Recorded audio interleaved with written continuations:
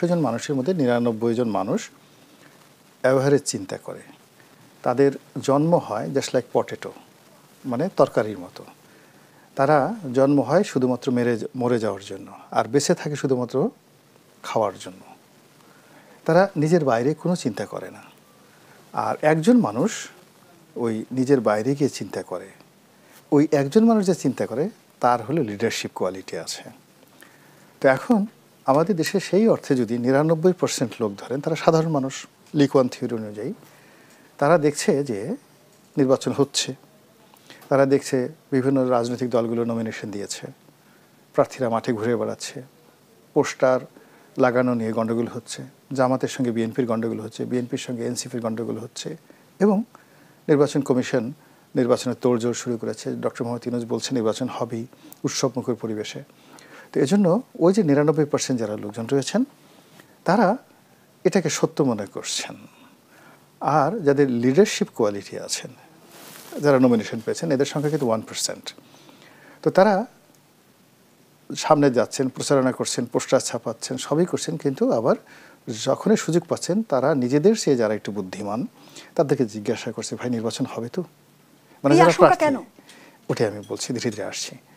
তো সেটা কেন? এর কারণ হলো যে ওই যে সাধারণ মানুষ তারা তো বুঝছে না, কিন্তু 1% যারা লিডারশিপ কোয়ালিটি আছে তারা বুঝতে পারছেন যে এখানে রাজনীতির বিজ্ঞান মানা হচ্ছে না, রাজনীতির ব্যাকরণ এখানে কাজে আসছে না, রাজনীতির যে অঙ্ক রয়েছে যেটিকে আমরা ম্যাটিকুলাস বলি, রাজনীতির যে জ্যামিতি রয়েছে, ত্রিকোণমিতি রয়েছে, রাজনীতির রসায়ন রয়েছে। আমরা এই যে সায়েন্সের যে সাবজেক্টগুলো পড়ি, ফিজিক্স, কেমিস্ট্রি, বায়োলজি, এমনকি মেডিকেল সায়েন্স, ম্যাথমেটিক্স, যা কিছু বলি না কেন, এই সব কিছুর সঙ্গে কিন্তু রাজনীতির একটা গভীর অন্তর্যোগাযোগ আছে।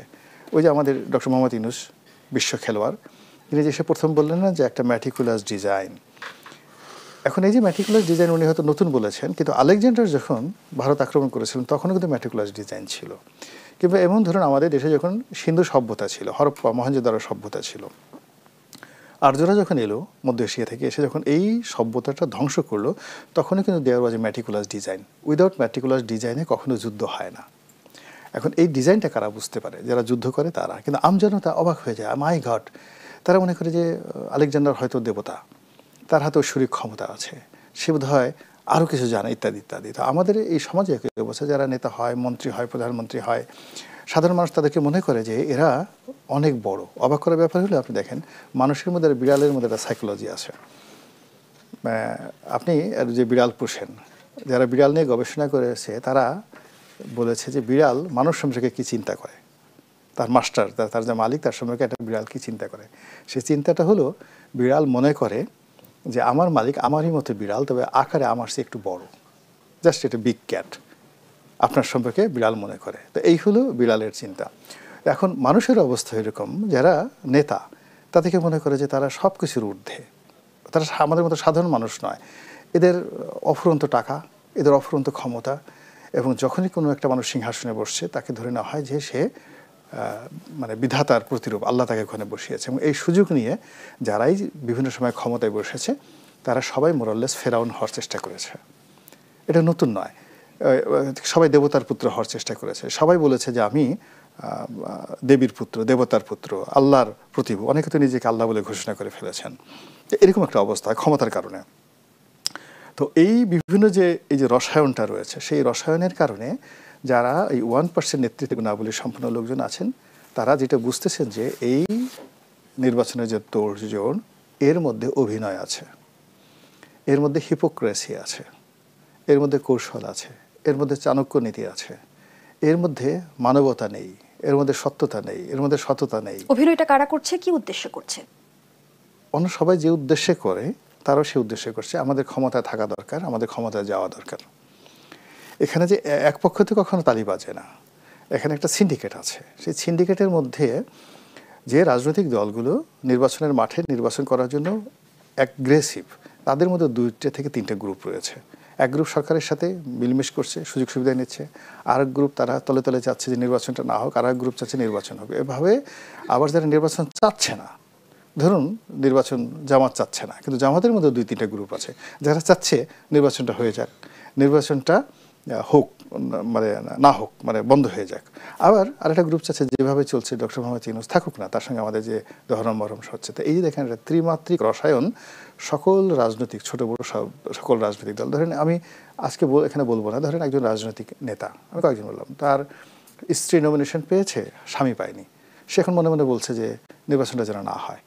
বা স্বামী পেয়েছে, স্ত্রী পায়নি নমিনেশন, সে বলছে যে আমাকে বলতেছে যে রনি ভাই আপনি দোয়া করেন। আরেকজনে যেমন এবার এই যে 36 জনের মধ্যে একজন নমিনেশন পেয়েছে, তো নমিনেশন পেয়েছে, কিন্তু এর নমিনেশন পাওয়ার সপ্তাহখানেক আগে তার সঙ্গে আমার কথা হলো, আমাকে বললো যে রনি ভাই নির্বাচন কি হবে? আমি বললাম সম্ভবত হবে না। সে বললো আলহামদুলিল্লাহ। কিন্তু আজকে আপনার জিজ্ঞাসা করেন, সে বলবে নির্বাচন অবশ্যই হতে হবে, বিকজ তার স্বার্থ। জনাব গোলাম মাওলা রনি, আপনার মাঝেও সেই সংখ্যাটাই রয়ে গেছে যে সম্ভবত হবে না। আমার কাছে সে সম্ভবত জন্য না, আমি প্রথম দিন থেকে যেটা বলে আসছি, আমাদের এই দেশে যে নির্বাচনগুলো সুন্দরভাবে হয়েছে, সুন্দরভাবে নির্বাচন হয়েছে এবং অংশগ্রহণমূলক নির্বাচন হয়েছে, এবং যে নির্বাচন উৎসাহ উদ্দীপন, এমনকি ধরেন ৭৯ পার্লামেন্ট নির্বাচন, ৭৩ নির্বাচন, ৯১ নির্বাচন, যে নির্বাচনগুলো খুব অংশগ্রহণ করেছে, তো ওটার ফলে নির্বাচনের একটা চরিত্র তৈরি হয়ে গেছে বাংলাদেশে, যে এটা হলো নির্বাচনের ক্যারেক্টারিস্টিক্স। সেই নির্বাচনের একটা এলিমেন্ট এখন পর্যন্ত গত 14 মাসে তৈরি হয়নি। ফলে আপনি যদি নির্বাচনের যে বিজ্ঞান ধরেন, তো আপনি বিয়ে হবে কিভাবে যে লোকের জন্ম হয়নি? আপনি একটা মেয়ের জন্য বিয়ে রাজি করেছেন, কিন্তু মেয়ে পৃথিবীতে আসেনি, তাই আপনাকে লোকজন কি বলবে? আপনি একটা ছেলের সাথে বিয়ে দেবেন, কিন্তু সে ছেলে এখনো জন্মগ্রহণ করেনি, মায়ের পেটে আছে, লোকজন হাসাহাসি করবে না? তো এরকম অবস্থা, আপনি একটা নির্বাচন দেবেন, কিন্তু নির্বাচনের জন্য এরকম হয়তো পাত্র দরকার, পাত্রী দরকার, তো এরকম তো 10টা এলিমেন্ট দরকার। এরকম 10টা এলিমেন্টের একটা এলিমেন্টও এখানে উপস্থিত নেই, এখনো রেডি হয়নি, কোনো কিছু রেডি হয়নি। আপনি বোঝার চেষ্টা করেন, বিএনপিতে নির্বাচনের বলা হলো যে আরও 36 জনকে দেওয়া হলো, আগে বোধহয় কতজন, 237 জন দেওয়া হয়েছে, আরও কয়েকজনকে দেওয়া হলো, ভালো কথা, সবাই আনন্দের নাচছে। কিন্তু এই দলের যিনি প্রধান, 3টি আসনে যাকে মনোনয়ন দেওয়া হয়েছে, তিনি এখন জীবন মৃত্যুর সন্ধিক্ষণে, এবং কালকে সকালে সম্ভবত তাকে বিদেশে নিয়ে যাওয়া হবে। সমস্ত মানুষ, তিনি লাইফ সাপোর্টে আছেন। লাইফ সাপোর্ট থাকা মানেই ওই মুখের থেকে যন্ত্রটা খুলে নিয়ে নেওয়ার সঙ্গে সঙ্গে তিনি মরে যাবেন। লাইফ সাপোর্ট মানে কৃত্রিমভাবে শ্বাস প্রশ্বাস দিয়ে আপনাকে বাঁচিয়ে রাখা। আচ্ছা, দ্বিতীয় গুরুত্বপূর্ণ যিনি ব্যক্তি, তিনি দেশের বাইরে। সমস্ত পত্রপত্রিকা যেটা এখন আমরা বুঝে গেছি যে তিনি সেখানে পলিটিক্যাল অ্যাসাইলামে আছেন, এবং পলিটিক্যাল অ্যাসাইলামতে থাকার কারণে তার পাসপোর্ট নেই, বাংলাদেশে তার ভোটার আইডি কার্ড হয়নি, এবং এখন তাকে যদি ভোটার আইডি কার্ড, ভোটার হতে হয়, তাহলে তাকে সেই ব্রিটিশ পাসপোর্ট ত্যাগ করে বাংলাদেশে আসতে হবে। ব্রিটিশ পাসপোর্ট নিয়েছেন? আমি যেটা বলছি তার কাছে আমরা এখনো জানি না। তিনি এখন যেভাবে আছেন, যেহেতু তার বাংলাদেশের পাসপোর্ট নাই, বাংলাদেশের ভোটার নাই, তাহলে তার দুটো পরিচয়, তার ব্রিটিশ পাসপোর্ট আছে, অথবা তিনি অ্যাসাইলাম সিকার হিসেবে তার একটা ব্রিটিশ আইডি কার্ড আছে, যেটা দিয়ে তিনি সেই দেশে পলিটিক্যাল অ্যাসাইলামে আছে।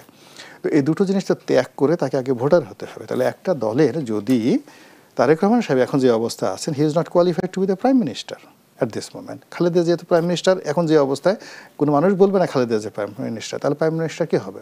আজকে যদি বলা হয় প্রাইম মিনিস্টার হবেন সালাউদ্দিন সাহেব, দেখবেন যে বিএনপির মধ্যে মানে মারামারি শুরু হয়ে গেছে। বলেন যে না, সালাউদ্দিন সাহেব না, হবেন রুহুল কবির রিজভী, এই দুজনের পরিবর্তে।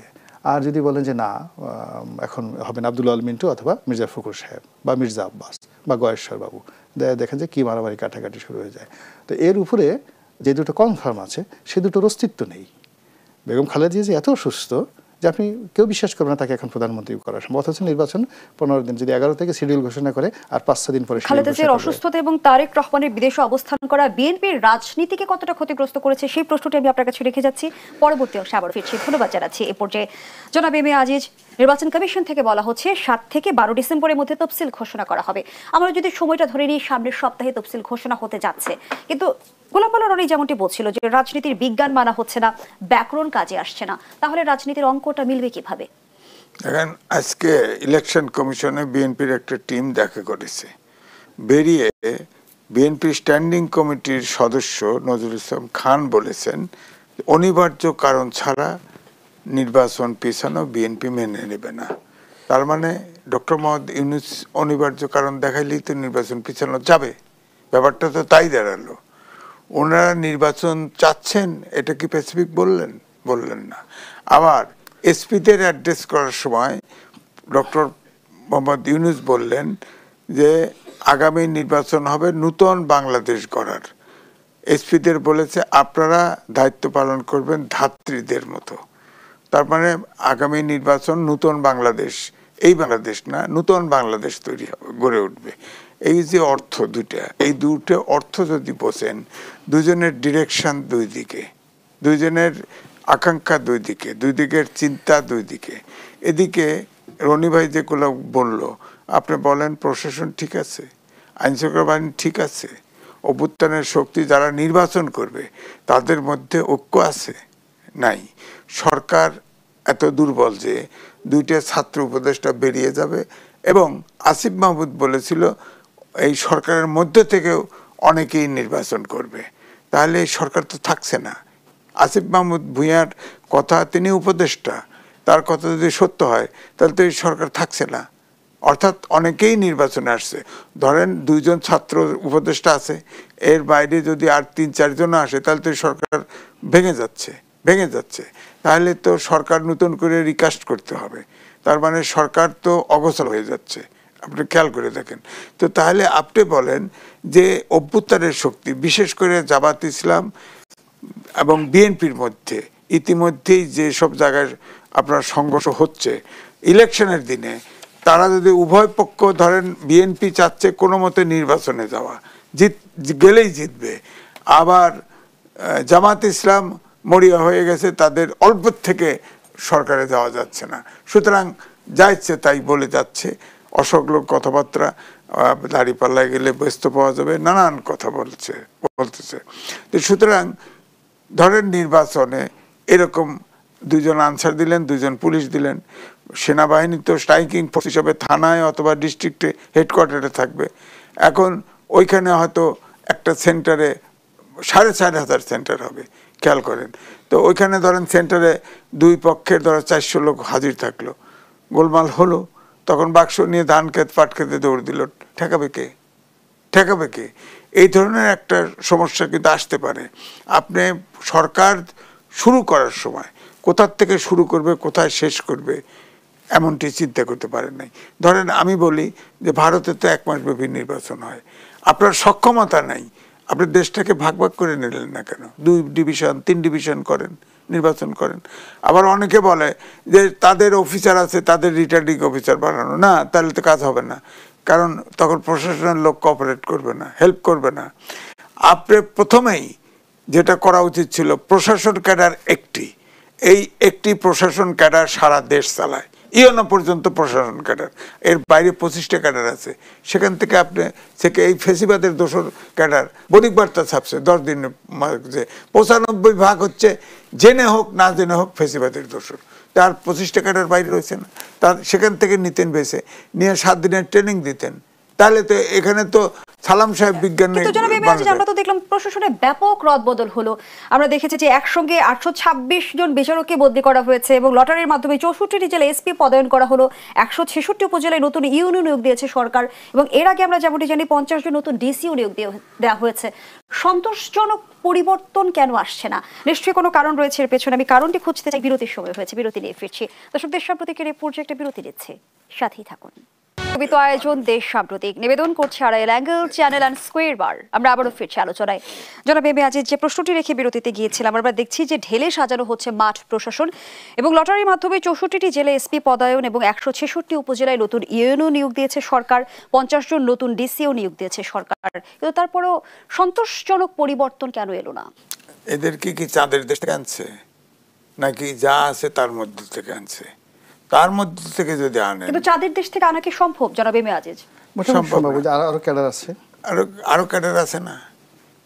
আমি রিপোর্টার্স ইউনিটির ইলেকশন কমিশনের চেয়ারম্যান, 3000 রিপোর্টারদের একটা টু শব্দ করে না, এবং সবচাইতে দর্শনীয় আপনার এবং মানে স্মরণীয় নির্বাচন এই তো কালকে পরশুদিন শেষ করছি। কেন খালি ওই প্রশাসন ক্যাডারের বাইরে যেতে পারে না? কারণটা কি? কোনো সরকারি যেতে পারে না, কারণটা কি? 25টা ক্যাডার রয়েছে, তারা শিক্ষিত। অ্যাডমিনিস্ট্রেটিভ ক্যাডারে, প্রশাসন ক্যাডারে ডিগ্রি পাস হলেও বিসিএস দেওয়া যায়, ওদের মাস্টার ডিগ্রি লাগে প্রত্যেকটা, আর 25টা ক্যাডারে মাস্টার ডিগ্রি এবং অনেক পিএইচডি। তাদের আপনি বেছে নিতে পারেন না কেন? 25টা ক্যাডারে আপনার 64টা ডিসিট লাগে, আপনি 25টা ক্যাডারে যদি আপনি 25টা ক্যাডারে 5টা করেও বেছে নেন, আর অন্য প্রফেশন থেকে যদি নেন, আর প্রশাসন ক্যাডারেও নেন, কিন্তু এখান থেকে বেছে নেন, আপনি ঘুরে ফিরে লটারি দিতে ও একই কথা, যে লাউ সেই কেদু। আপনি লটারি করলেও তো ওরাই, লটারি না করলেও ওরাই, যেভাবেই দেন। এখন এই জন্য বলছি চাঁদের দেশ থেকে এনেও কোনো লাভ হবে না। মূল কথা হচ্ছে সরকারের ইচ্ছা শক্তি আছে কিনা। ধরেন প্রশাসন ঠিক আছে, ধরেন আইন শৃঙ্খলা বাহিনী ঠিক আছে, আপনি রাজনৈতিক দলগুলো কি আন্তরিক আছে? তারা ভোটাররা কি ঠিক মতো ভোট দিতে পারবে বলেন? রাজনৈতিক দলের ভিতরে মল্লযুদ্ধ শুরু হয়ে গেছে না, খুনোখুনি শুরু হয়ে গেছে না, অস্ত্র নিয়ে হানাহানি শুরু হয়ে গেছে না। ধরেন আমি গভর্নমেন্ট সাইড বাদ দিলাম, তারা আন্তরিক, নির্বাচন দিবে, প্রশাসন ঠিক নেই। আবার দেখেন, অর্থাৎ অভ্যুত্থানে যারা নির্বাচনে করবে এরা হলো মূল 1 নম্বর স্টেক হোল্ডার, এদের মধ্যে তো ঐক্যমত্য নেই, তাদের ভিতরে হানাহানি শুরু হয়ে গেছে। তো নির্বাচনটা হবে কিভাবে? এখন তাদেরকে নির্বাচনটা ঘাড়ে ধরে করাতে হলে প্রশাসন লাগবে, আইন শৃঙ্খলা বাহিনী লাগবে, সেটা তো ওই নাই। দ্বিতীয়ত সরকার, আপনি বলেন সরকারের যে এজেন্ডা, আপনি নির্বাচন হবে কি হবে না প্রশ্ন করেছেন। আমেরিকায় যখন বাংলাদেশের এক্সপোর্টের উপরে কর বসায়, ওরা নেগোশিয়েট করতে গেছে না আমেরিকায়, যাওয়ার পরে নেগোশিয়েট করছে, কিন্তু সাথে কিন্তু আনডিসক্লোজ এগ্রিমেন্ট করছে। অন্তর্বর্তীকালীন সরকার তারা গোপন চুক্তি করেছে। এই চুক্তিতে কি আছে জানেন? আপনি জানেন না। ইতিমধ্যে 2টা পোর্ট দিয়ে দিছে, 2টা পোর্ট আমেরিকান কোম্পানিরে দিয়ে দিছে। আবার মানবিক করিডোরের কথা আলোচনা হচ্ছিল না, প্রোটেস্ট হচ্ছিল, মানবিক করিডোর যদি চুক্তিতে থেকে থাকে। 80টা দেশের সামরিক ঘাঁটি আছে আমেরিকার, এই সাবকন্টিনেন্টে নাই। আমাদের ভূখণ্ড হচ্ছে সবচেয়ে উপযোগী। যদি একটা ওই এগ্রিমেন্ট করে থাকে, কি করবেন? তাহলে ওইগুলো সমাপ্ত না হওয়া পর্যন্ত এই সরকার তো ক্ষমতা ছাড়বে না। কারণ ইউনূস সাহেব তো নিজের সব বিদেশ থেকে এক্সপার্ট হয়ে আইছে। এটা তো আমি বলি, অনেকে বলে অন্তর্বর্তীকালীন সরকার, আমি বলি ফরেনারের নেতৃত্বে, বিদেশিদের নেতৃত্বে অন্তর্বর্তীকালীন সরকার। ধন্যবাদ জানাচ্ছি জনাব এম এ আজিজ। জনাব গোলাম আল রনি, যে বিষয়টি জনাব এম এ আজিজ তুলে ধরেছে, চুক্তির সাথে সরকারের ক্ষমতা দীর্ঘায়িত হওয়ার কোনো সম্পর্ক আছে কি? যদি আপনি মার্কিন ডিপ স্টেট পলিসি ধরেন, আমরা জানি না এটা সত্য না মিথ্যা, বা আমেরিকার সঙ্গে ডক্টর ইউনূসের আদৌ কোনো সম্পর্ক আছে কি না, বা এখন যারা আছেন তাদের সঙ্গে ডিপ স্টেটের বা আন্তর্জাতিক কোনো চক্রের আদৌ কোনো সম্পর্ক নেই ধরে নিলাম, কিন্তু যদি থাকে ইনকেস, তাহলে সেখানে কী ধরনের ভয়াবহ ঘটনা ঘটতে পারে, যেটা আজিজ ভাই বলেছেন। প্রথমত হলো যে আমেরিকার মতো রাষ্ট্র কোনো একটা দেশে তাদের এজেন্ট নিয়োগ করার জন্য তারা দীর্ঘদিন ধরে তাদেরকে লালন পালন করে এবং তাদেরকে সমাজে প্রস্ফুটিত করার জন্য যত নার্সারিং দরকার, সার দরকার দেয়। যেমন ধরুন এখন তারা আক্রমণ করবে ভেনেজুয়েলা, তো ভেনেজুয়েলার হুগো শ্যাভেজের পরে এখন যিনি আছেন তার সঙ্গে পেরে উঠছে না, কিন্তু ওখানে কাউন্টার আক্রমণ করার পরে একটা বিকল্প সরকার গঠন করার জন্য ওখানে কিন্তু তার একটা দালাল তাবেদার তৈরি করেছে এবং এই বছর তাকে শান্তিতে নোবেল পুরস্কার দিয়েছে। আবার দেখেন পাকিস্তানে একজন মালালা ইউসুফজাইকে তারা তৈরি করেছে। আবার দেখেন মায়ানমারে তারা একজন অং সান সুচিকে এই নোবেল পুরস্কার দিয়ে তৈরি করে রেখেছে। তো এইরকম মানে ওদের যে ডিপ স্টেট পলিসি থাকে। তো এখন ধরুন আপনাকে আজকের এই জুই থেকে দেখা গেল যে আপনাকে কোনো একটা সময় বাংলাদেশের পররাষ্ট্রমন্ত্রী বানানো হলো, আপনাকে আন্তর্জাতিকভাবে you are the man of the, মানে সারা পৃথিবীর প্রভাবশালী 100 জন নারীর মধ্যে আপনার নাম চলে আসলো এবং আমেরিকার যাকে বলা হয় আপনার পিছনে $1 মিলিয়ন ব্যয় করলো যখন আপনার বয়স হলো 50 বা 60 বছর, তখন সত্যিকার অর্থেই আপনাকে দেখা গেল দেশের প্রধানমন্ত্রী বানানো হয়ে গেলো, আমেরিকা করলো। এবং এই কাজটা করার জন্য তারা হয়তো 20 বছর 30 বছর আপনার পেছনে বিনিয়োগ করেছে, তখন আপনাকে বসিয়েছে। 30 বছর বিনিয়োগের পরে আপনার কি মনে হয় তাদের স্বার্থ না উদ্ধার করে আপনি সেই পথ থেকে যেতে পারবেন? নিশ্চয়ই রাজনীতিতে চ্যারিটি বলতে কিছু নেই, না, কোনো চ্যারিটি নেই। ফলে এখানে যদি ডিপ স্টেটে, যদি আমি আবার বলছি, যদি ডিপ স্টেটের পলিসি অনুযায়ী তারা এখানে এসে থাকে, তাহলে কতগুলো প্রিকন্ডিশন আছে যে এই শর্তের ভিত্তিতে আমি তোমাকে বসালাম, তোমাকে যদি বাঁচতে হয় এই শর্ত পূর্ণ করে বাঁচতে হবে, মরতে হলেও আমরা দেখব এই শর্ত পূর্ণ না করে তুমি মরতে পারবে না। এটা হলো ডিপ স্টেটের নিয়ম। নিশ্চয়ই আপনি অবগত আছেন, আইআরআই পরিচালিত এক জরিপের ভিত্তিতে জানিয়েছেন প্রধান উপদেষ্টা ডক্টর মোহাম্মদ ইউনূস এবং অন্তর্বর্তী সরকারের প্রতি বাংলাদেশের ব্যাপক আস্থা প্রকাশ পেয়েছে জরিপে। আমি সেই জরিপ নিয়ে আপনার মূল্যায়ন জানতে চাই। আবারও বিরতির সময় হয়েছে, বিরতি নিয়ে ফিরছি। দর্শক, দেশ সাম্প্রতিকের এই পর্যায়ে আবারও বিরতি নিচ্ছে, সাথেই থাকুন। আবারও আমন্ত্রণ, আপনারা দেখছেন দেশ সাম্প্রতিক। আমরা আবারও ফিরছি আলোচনায়। জনাব গোলাম বারো রনি, আইআরআই পরিচালিত এক জরিপ উঠে এসেছে। 69% মানুষ বলেছেন যে ডক্টর ইউনূস ভালো কাজ করছেন এবং 70% জানিয়েছেন যে তার অন্তর্বর্তী সরকারের কর্মকাণ্ডে তারা সন্তুষ্ট। সবকিছু মিলিয়ে আপনার পর্যবেক্ষণ জানতে চাই জরিপকে কেন্দ্র করে। প্রথমত এই ধরনের জরিপ সবসময় উদ্দেশ্য প্রণোদিত, বিশেষ করে আমাদের দেশে এগুলো কখনো করানো হয় টাকা দিয়ে। মানে আপনার পক্ষে রিপোর্ট নেওয়ার জন্য আপনি যখন খুব হীনমন্যতায় ভুগেন, টাকা দিয়ে এই ধরনের রিপোর্ট করানো হয়। আবার কখনো দেখা যাচ্ছে যে আপনাকে বেকুব বানানোর জন্যে আপনার যারা প্রতিপক্ষ তারা যাকে বলা হয় এই রিপোর্টগুলো করাচ্ছে। এগুলো কেন করানো হয়? মূল ব্যাপারটা হলো যে আপনাকে গিয়ার আপ রাখার জন্য। মানুষ সবচেয়ে বড় ভুল করে দুটো সময়টাতে, যখন মানুষ খুব হতাশার মধ্যে থাকে, ভীত সন্ত্রস্ত থাকে, সিদ্ধান্ত নিতে পারে না, আর মানুষ যখন খুব আনন্দে উদ্বেলিত থাকে, তখন মানুষ সবচেয়ে বড় ভুলগুলো করে। এখন ডক্টর মোহাম্মদ ইউনূস উনি যে পর্যায়ে আছেন, এখন তার ক্ষমতার একেবারে শেষ সময়টি। তো সেই অর্থে যদি ধরেন নির্বাচনের তফসিল যদি ঘোষণা হয়ে যায় 11 তারিখে, তাহলে আমাদের সেই সরকারের হাতে কার্যত সময় আছে কয়েকদিন, 4-5 দিন, 6-7 দিন। তো এই সময়টিতে যখন আপনাকে স্বপ্ন দেখানো হলো যে দেশের 70% লোক আপনাকে পছন্দ করে, তখন আপনার অন্তর্নিহিত যে শক্তি, যেটিকে লোভ বলেন, লালসা বলেন, কামনা বলেন, বাসনা বলেন, কিংবা ধরেন দায়িত্ব এবং কর্তব্যবোধ, তার মধ্যে হয়তো বলতে পারে যে এটা কর্তব্যবোধ যে স্যার এই জাতির 70% লোক আপনাকে পছন্দ করে। কিয়ামতের দিন আল্লাহর সামনে দাঁড়িয়ে আপনি কি বলবেন? 70% লোক সারাদিন